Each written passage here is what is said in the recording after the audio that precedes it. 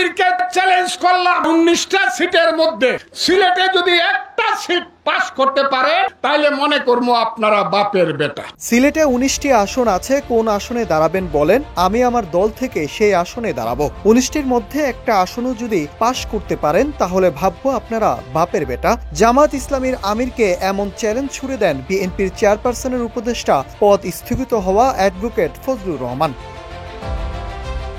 জামাতের উদ্দেশ্যে ফজলুর রহমান বলেন, মুক্তিযোদ্ধা হয়ে দেশ স্বাধীন হলো, কিন্তু জামাতই বলে ভাই ভাইয়ে দ্বন্দ্ব ছিল, আর এই দ্বন্দ্ব নাকি ভারত লাগিয়েছিল। যেদিন পত্রিকায় জামাত বলল এই দেশে কোনো মুক্তিযুদ্ধ হয় নাই, অস্ত্র নিয়ে যারা যুদ্ধ করেছো তারা আল্লাহর কাছে মাপ চাও, সেদিন আমি বলেছি এই আলবদরের বাচ্চারা, রাজাকারের বাচ্চারা, এখনো আমি জীবিত আছি।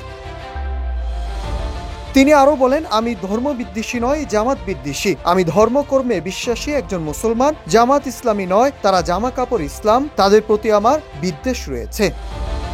Nahid Hasan, news desk, Ittefaq.